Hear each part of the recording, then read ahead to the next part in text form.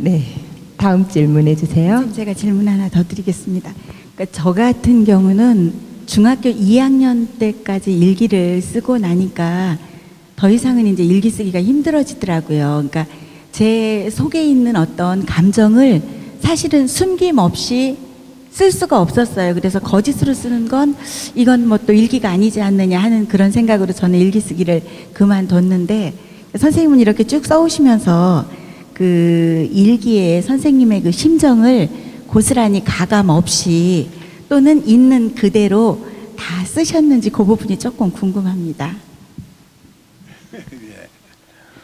네, 저는 가감 같은 건 그런 건 알지도 못했고, 그 일기를 어떻게, 글쎄 그 일기를, 마음에 없는 일기를 그걸 다시 이렇게 쓰고 한다는 것이 그게 가능한가요, 그게?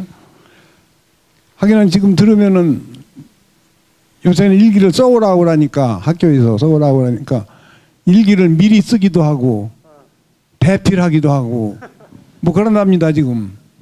그런데 저희들이 살을 때, 그 학생 다닐 때는 그러한 것은 아예 뭐 생각해서 있지도 않았고, 못 쓰면 못 쓰지 그렇게는 한 적이 없는 그런 생각이 드는데, 제가 너무 순진하고 어리석어서 그랬나 모르겠습니다. 네. 거기에 제가 한 말씀 더 드리고 싶은 것은, 요즘 학생들 지금 말씀드린 대로 뭐 한 일주일 거 한 번에 쓰기도 하고 미리 쓰기도 하고 그 검사 막기 위해서 쓰는 그런 경우도 있는데, 제가 보기에는 선생님의 중학 시절에 쓴 일기가 이 사자성어를 비롯해서 사전에도 없는 아주 어려운 말들, 이런 것들이 막 나옵니다. 저는 선생님하고 꼭 저 10년 선배 되시는데, 저도 초등학교 초급학년까지 천자문을 배웠어요. 그래서 저는 이해를 할 수 있는데, 아마 오늘의 그 중학생들이 선생님의 일기를 지금 읽는다면은 그러한 사자성어 이것을 분명히 모를 겁니다, 보면은. 그래서 이제 그런 것과 더불어서 선생님이 그 한자 공부를 또 어떻게 또 얼마나 하셨는지 그런 것을 좀 덧붙여서 말씀을 해주시면 도움이 되지 않을까 생각이 됩니다. 네, 저는 그 어머니께서 이렇게 혼자 되셔서 자식을 아마 굉장히 그 대한 욕심이 많으시고 잘 가르쳐 보려고 애를 쓰신 것 같아요. 그래서 5살 때 그 동네 서당에 있었는 선생님이 계셨는데, 그 서당을 보내신 걸로 제가 기억을 하고 있어요. 그래서 천자문을 떼고, 그 다음에 동문선습을 떼고, 그 다음에 수학을 배우다가 선생님이 돌아가신 바람에 못 다니고 있다가 그 초등학교에 입학을 했어요. 그러니까 초등학교 1학년 들어갈 때, 제가 자랑이 아니지만은 저는 이미 천자문을 뗀다는 게, 그게 지금 생각해도 엄청납니다. 솔직히 내 자랑이 아니에요.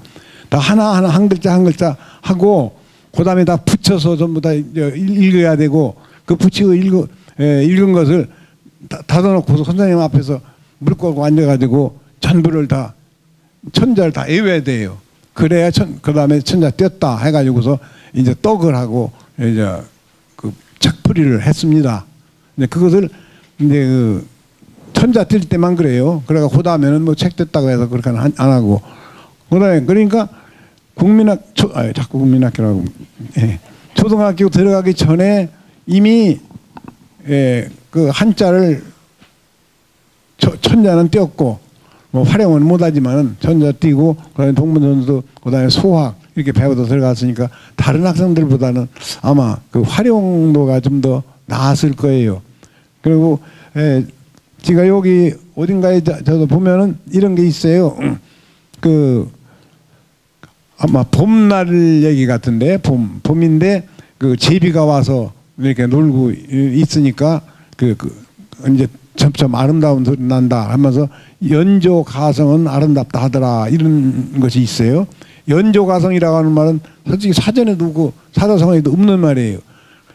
그것이 그러니까 제가 2학년 때가 1학년 때 쓴 건데 연조는 제비연자예요. 조자는 새조자, 가자는 그 아름다울 가자, 성자는 소리 성자 이렇게 제비 소리가 아름답다 이런 소리를 쓴 건데 그걸 연조 가성은 아름답다 하더라고요. 꿈에 쓴 거죠 이제. 그거 하나 하고 또 하나는 어머니 생각이 나서 만날 울었다 하는 얘기를 쓴 건데 제가 어머니가 그리워서 누력세월 하더라. 누력세월. 누력세월이라는 것도 저도 지금 쓰라 못 쓰. 누자는 그 눈물 누자예요. 역자는 그 역사라고 하는 역자. 그러니까 세월이 흐르는. 그다음에 세월은 그 세월이 게 눈물을 흘리면서 역사되고 그렇게 흘리면서 세월을 보냈다 이런 소리를 한다는 게 누력세월을 하더라 이겠어. 그런 것을 아마 다른 분이 본다 할 적에는 그 믿지 못할 거예요. 어디서 100개 다 썼다 뭐 이렇게 얘기 될 것 같습니다. 근데 하여간에 없는 말을 쓴 것은 없어요. 고백합니다. 네, 감사합니다. 네, 감사합니다. 박수 한번 보내주세요.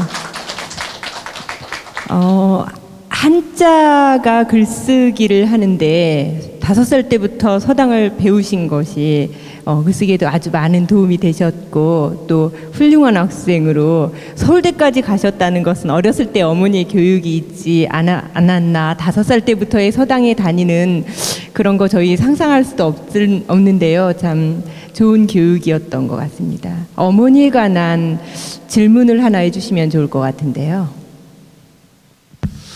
예, 저 읽어보니까 이 책에는 24살 때에 어머니께서 과부가 되셔서 그 어린 저자님을 길러내셨던 이런 과정이 있었던 것 같습니다. 그래서 그 어머니에 대한 그리움도 있었고 또 하나는 이걸 읽다 보니까 4살 때에 또 아버님을 잃었던 이런 어떤 아픔도 있었던 것 같습니다. 그래서 어머님에 대한 그리움이나 또 아버님에 대한 그리움 두 가지를 다 한번 여쭤보고 싶습니다. 상당히 어려운 질문인데 저는 아버지가 아까 4살이 아니라 2살에 돌아가셨어요. 제가 2살 때 아버지가 돌아가셨는데 아버지 운명도 기구했고 저 어머니 운명도 기구했고 두 분이 다 기구한 운명을 타고났습니다. 아버지는 그 형제분이 6형제분이에요.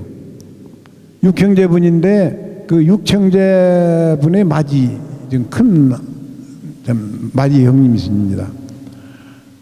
그런데 그 6형제분의 맞이인데 그러기 때문에 아주 모든 일이 고달프고 그 동생들을 모두 조실부 본인이 아버지를 먼저 잃었기 때문에 그 동생들을 모두 다 혼사시키고 집을 내놓고 해서 길러냈어요.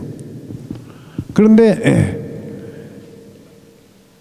이상하게도 어느 해인가 이것은 이제 저희 우리 아버지의 이제 아들이에요. 이렇게 얘기하면 이상할지 모르지만 이따 좀 이해가 되실 겁니다. 우리 아버지의 애아들을 가지고 계셨는데 그 애아들이 그 당시 그 서울에 있는 희문 고등보통학교에 다녔어요. 희문 고등보통학교라고 하면 지금 희문 학교인지 연희전문의 그 전신이라고도 하고 그런데 잘 모르겠어요. 하여튼 상당한 사람 아니면 다닐 수가 없던 데예요. 그래서 다녔는데 17살 되던 애 우연히 병이 들어가지고 시골에 내려와서 세상을 떠났답니다. 그러니까 세상을 떠나니까 이 10대 종손에 그 대소가를 거느리고 있는 그 뭐 김천 보은 이런 데 모두 대소가 청주에 가지고 있는 그런 큰 집이에요. 우리가 그런 큰 집인데 거기서 종손이 이제 없어졌으니까 그 고민이 이루 말할 수가 없는 거죠. 이제 그러고 나니까 그 아들을 잃고 나니까 그 부인, 우리 어머니 부인, 내기는 큰 어머니예요. 그 어머니 부인이 또 돌아가셨어요. 근데 돌아가시고 나는데 얼마 안 가서 한 이틀 만에 또 그 우리 아버지 동생, 우리 작은아버지요. 동생이 아들도 못 낳은 동생이 다 죽었어요. 이제 연거퍼서 이제 난리가 나고, 이제 그런 사이에 또 저 아버님은 그 앞에 그 냇물에 그 물이 흘러가지고 수파가 났는데 동네 사람들 눈이 다 떠내려갔는데 그걸 고치자며 재산이 너 좀 우리 집밖에 없으니까 아버지 보고 보증을 쓰라 해가지고 보증을 아버지가 쓰고서 저걸 그러니까 그 은행에서 돈을 얻어다가 다 했는데 두 번 이때 연거퍼 그 떠내려가는 바람에 고칠 수가 없이 되다 그 돈은 전부가 우리 아버지가 혼자 다 갚아야 돼서 그러니까 아주 이제 완전 재산 다 싹 없어졌죠. 이제 이렇게 되고 나니까 지금 뭐 집이 어떻게 말할 수 없이 망했는데 거기서도 그 중에서도 가장 급한 것은 자손 구하는 일이 급하다 이거예요. 그래서 구하다가 결국은 우리 저희 어머니를 이제 맞이하게 된 건데 저희 어머니라고 하는 분은 외할아버지 되시는 분, 그러니까 우리 어머니 친아버지가 그 딸만 둘 있던 처지에서 아들을 좀 하나 낳으려고 얻어보려고 다른 그 사람한테 그 대리모를 하나 해서 아들을 낳으려고 했어요. 근데 그 대리모에서 난 그 아들을 그으려고 했던 사람이 바로 우리 어머니인데 아들을 못 얻고 딸을 얻었어요. 그러니까 거기서도 난리가 났죠. 또 그 집은 이제 별도로. 이제 그래서 우리 어머니는 일이 전전긍긍해서 환영받지 못하고 살다가 나이가 20살이 되도록 시집도 못 가고 있다가 어떻게 그 근처에서 중신하는 사람이 덕분에 우리 아버지 그러니까 19살이나 우인 우리 20살에 우리 아버지를 만나게 된 거예요. 그래가지고 2년 살고서 저를 낳습니다. 그러고서 저를 낳고서 2년 만에 우리 아버지를 또 잃었어요. 그러니까 우리 어머니는 그렇게 살다가 24살에 이제 또 청춘 과부가 된 거예요. 이렇게 이제 되다 보니까 우리 어머니는 그 자식을 하나 잘 키워보려고 하는 욕심이 많고 해서 이제 교육이 상당히 엄했던 거예요. 이제 그러다 보니까 아버지에 대한 내가 그리움보다는 우리 어머니가 아버지 역할을 대신해주는 그런 역할을 가지고 있어서 우리 어머니에게서 아버지도 보고 어머니도 보고 이래서 우리 아버지가 우리 어머니에 섞여 있던 거예요. 그래서 아버지에 대한 그리움이 물론 있기는 있지만 그렇게 강하게 심하게 나지는 않고 다만 우리 어머니 교육을 받으면서 컸던 거 그것으로 기억이 납니다. 어머니는 아버지는 기억 뭐 아쉽기는 하지만 그렇게 어머니가 그리운 것처럼 그렇지는 않고 어머니에게서 아버지를 찾은 것 같습니다. 이렇게 생각됩니다. 네. 방청객 질문 받겠습니다. 질문해 주실 분은 한 분만 받겠습니다.